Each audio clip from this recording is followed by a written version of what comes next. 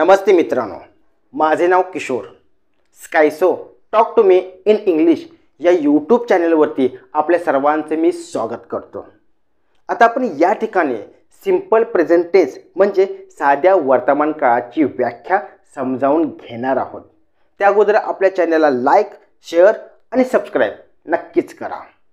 तर एखादे नैसर्गिक सत्य किंवा एखाद्याची वर्तमान काळातील सवय आणि नेहमी होणारी क्रिया व्यक्त करण्यासाठी सिंपल प्रेझेंट टेन्स म्हणजे साधा वर्तमान काळ वापरतात. पहिल्यांदा आपण नैसर्गिक सत्य म्हणजे युनिव्हर्सल ट्रूथ यांची उदाहरणे समजावून घेऊया. Okay. Moon revolves around the earth. चंद्र पृथ्वीभोवती फिरतो. तर चंद्राची पृथ्वीभोवती फिरण्याची प्रक्रिया ही वर्षानुवर्षे चालत आलेली आहे. ती भूतकाळात देखील चालू होती, वर्तमान काळात देखील चालू आहे आणि भविष्य काळात देखील चालू असणार आहे.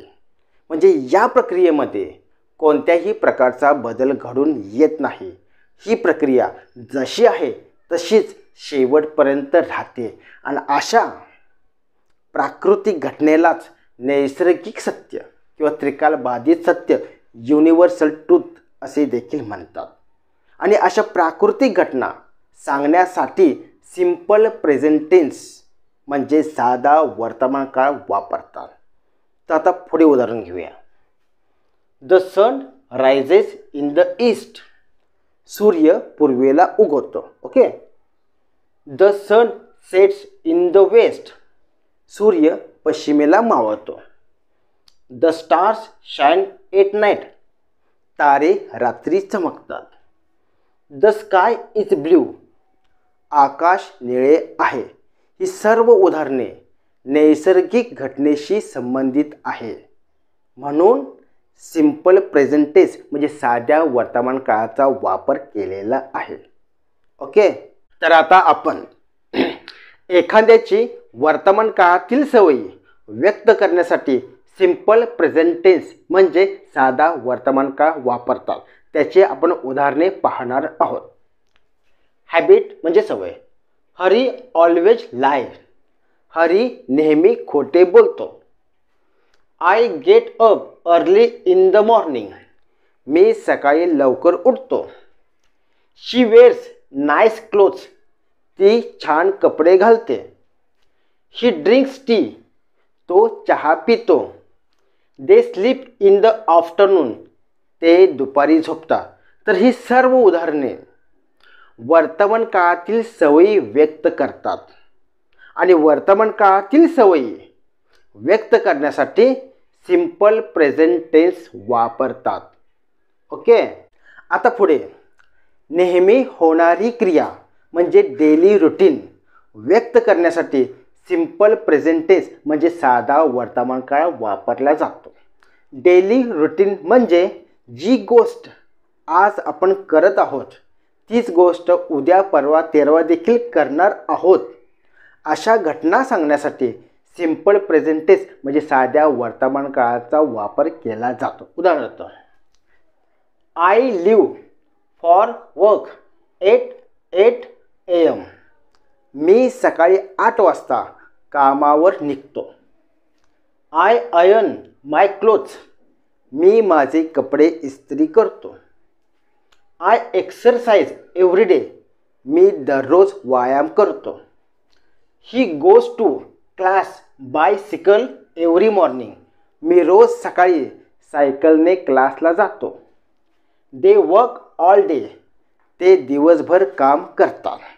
तर आता आपण या ठिकाणी आणि या व्हिडिओमध्ये नैसर्गिक सत्य, एखाद्याची वर्तमान काळातील सवय आणि नेहमी होणारी क्रिया म्हणजे डेली रुटीन यावरती चांगल्या प्रकारे उदाहरणासहित समजावून घेतले आहे. तर साध्या वर्तमान काळाबद्दल आणखीन थोडी माहिती. ओके. तर काही उभयान्वयी अव्यये जसे Wien, until, as soon as, after, before यांच्यानंतर साधा भविष्यकाळ दर्शवण्यासाठी साधा वर्तमान काळाचा वापर केला जातो. उदाहरणार्थ, we will leave as soon as he comes. तो आल्याबरोबर आपण निघू. Wait until I come. मी येईपर्यंत थांब. Shut all the windows before you go out. बाहेर जाण्यापूर्वी सर्व खिडक्या बंद कर. ओके. तर वर्तमानपत्राच्या मथळ्यात झालेल्या गोष्टीबद्दल सांगताना सिंपल प्रेझेंट टेन्स म्हणजे साधा वर्तमान काळ वापरला जाऊ शकतो. उदाहरणार्थ, इंडिया विन्स द फायनल. भारताने अंतिम सामना जिंकला. 1000 soldiers rush to Kashmir boundaries. 1000 सैनिक काश्मीरच्या सीमेकडे रवाना. तर आपण या व्हिडिओमध्ये सिंपल प्रेझेंट टेन्स म्हणजे साध्या वर्तमान काळाची जवळजवळ परिपूर्ण अशी माहिती समजावून घेतली आहे, ते पण उदाहरणासहित. तर आता आपण पुढील व्हिडिओमध्ये सिंपल प्रेझेंट टेन्सची जवळजवळ 100 सेंटेन्स समजावून घेणार आहोत. ते तुम्हाला मोठ्याने बोलावायचे पण आहेत आणि लिहावायचे देखील आहेत आणि तुम्हाला ते प्रॅक्टिस करायचे आहे. जसे जसे तुमची प्रॅक्टिस वाढतील आणि बोलण्याचा तुम्ही प्रयत्न करशील तसे तसे तुम्हाला बोलायला येऊ लागेल. ओके. तर आता परत भेटूया आपण पुढील व्हिडिओमध्ये सिंपल प्रेझेंट टेन्स 100 सेंटेन्स. जय भारत, जय महाराष्ट्र.